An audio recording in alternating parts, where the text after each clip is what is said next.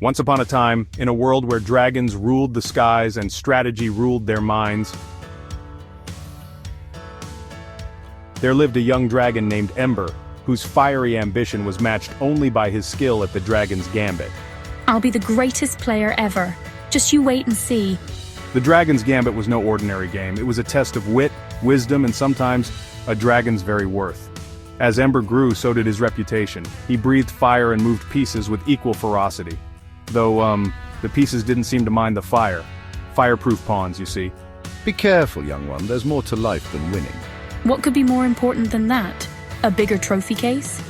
Ember practiced day and night, honing his skills until his moves were as precise as a dragon's flame.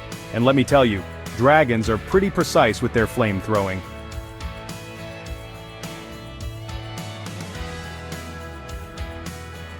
The day of the grand tournament arrived and Ember was ready to claim his crown, or at least a really fancy medal. Let the games begin, and may the best dragon win. Or at least not singe the game board. With each match, Ember's determination grew fiercer, his moves more cunning, his victory more certain. Checkmate. No one can stop me now. I'm hotter than a volcano with indigestion. But as he advanced, Ember noticed something strange.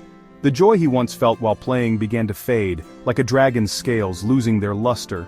Why doesn't winning feel as good as it used to? Maybe I need a bigger trophy. In the final round, Ember faced an opponent unlike any other, a kind, elderly dragon named Sage. Shall we play, young one? I promise not to fall asleep mid-move. Usually. As the game progressed, Ember saw something in Sage's eyes, not fear of losing, but joy in playing. It was as if Sage had discovered the secret to eternal happiness, or just really enjoyed moving tiny dragon statues around. Why are you smiling? Did someone tell a joke I missed?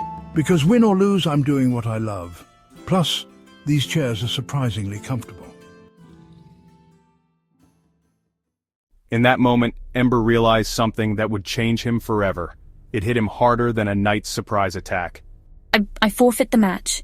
The crowd was stunned. Never before had a dragon given up a chance at victory. It was like seeing a dragon refuse a treasure hoard. Why, Ember? Did you swallow a game piece? I've done that before. It's embarrassing. Because I remembered why I started playing in the first place. For the love of the game, not just to win. Also, your jokes are pretty good.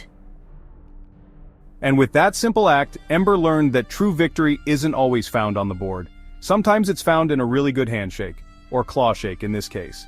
Well done, Ember. You've won something far greater than any title, though a title would have looked nice on your cave wall. From that day on, Ember played not to defeat others, but to lift them up, becoming a true master of the Dragon's Gambit.